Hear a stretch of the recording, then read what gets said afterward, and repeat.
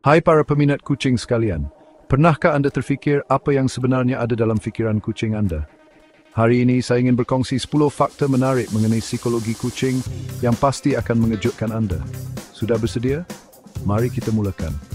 Fakta pertama, kucing boleh stres jika rutin mereka berubah rutin. Cuba alihkan perabot sedikit atau ubah suasana rumah, mereka boleh stres seperti kita juga. Fakta kedua, kucing merindui tuan mereka. Walaupun nampak seperti mereka suka bersendirian, kucing sebenarnya menyayangi kita. Mereka boleh merasa sunyi dan merindui kita apabila kita tiada. Fakta ketiga, bunyi purr bukan sekadar gembira. Kita selalu ingat bila kucing purr itu bermakna mereka gembira, tetapi sebenarnya mereka juga purr apabila sakit atau risau. Itu cara mereka menenangkan diri sendiri. Fakta keempat, kucing pun boleh cemburu. Jika anda lebihkan perhatian kepada haiwan peliharaan lain, kucing anda boleh cemburu. Mereka merasa terancam apabila perhatian kita terbahagi.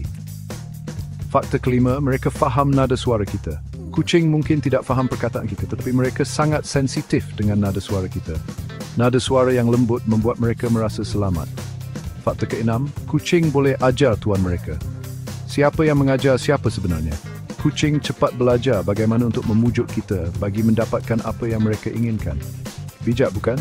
Fakta ketujuh, kucing tidak suka kita mereka lama-lama. Jika kita menatap kucing, mereka boleh merasa seperti kita ingin menyerang.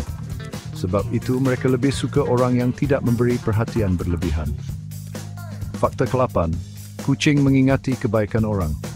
Kucing boleh mengingati pengalaman yang baik. Jika kita menolong mereka, mereka akan lebih percaya dan setia kepada kita. Fakta ke-9, bunyi vakum seperti ancaman psikologi bagi mereka. Bunyi kuat seperti vakum atau guru boleh membuat otak mereka merasa ingin lari atau melawan. Kasihan si bulus. Fakta ke-10, kucing pun ada perangai masing-masing. Setiap kucing itu berbeza. Ada yang peramah, ada yang pemalu, ada juga yang merasa mereka itu bos. Siapa sangka kawan berbulu kita ini mempunyai psikologi yang rumit seperti ini. Jangan lupa like, komen dan subscribe. Jumpa lagi di video akan datang.